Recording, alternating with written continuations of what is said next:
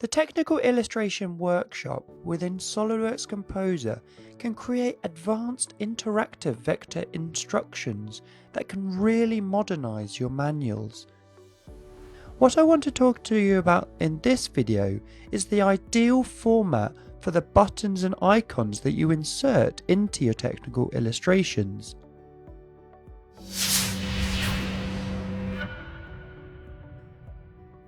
The default format for these icons people use are raster images such as this one.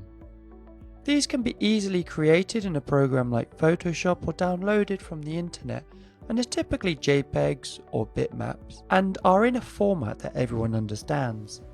However, I don't think these are best to make the buttons for our interactive manuals. The reason being, an SVG cannot embed a raster image, it can only link to it. That means if you have a lot of buttons on all your pages of your manual, you will get a lot of folders that the SVG must link to and can increase the load speed.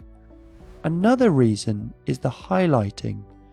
You can see here that when I hover over this next button, it highlights more than just the graphics of the arrow, it highlights a square.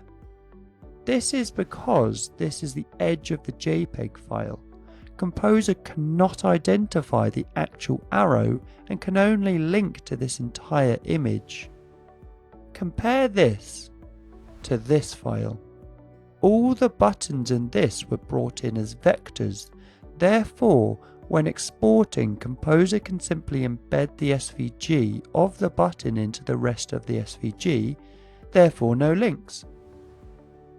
And because the vector is just the shape rather than the border, when highlighting we can see the actual button highlighted, which looks a lot nicer.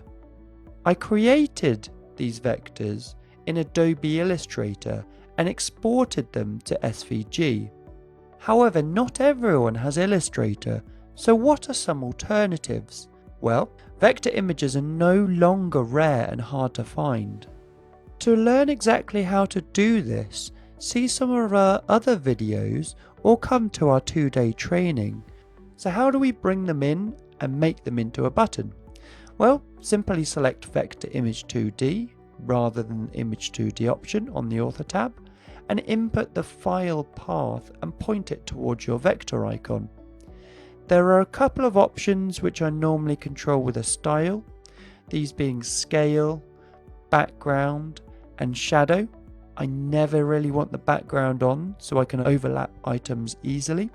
Another thing that raster images cannot do, I typically turn the shadow off, and the scale can sometimes be useful for padding, but I normally just use 100%. To add the link, it's exactly the same as the raster images with a link option that you can input your next SVG, web page or MP4. One trap that I have fallen into before is the shape cut out. For example, this next button has a negative arrow and I can see through it. This looks good, but when you come to selecting the arrow, watch out, because this won't be part of the button, which could confuse users when they try and select it and nothing happens. Instead, what I do is set the arrow to black and opacity 3% in Illustrator. Then I import this and it effectively still is transparent, but when exported it will now be part of the button. And that's it for now. Happy vectorizing!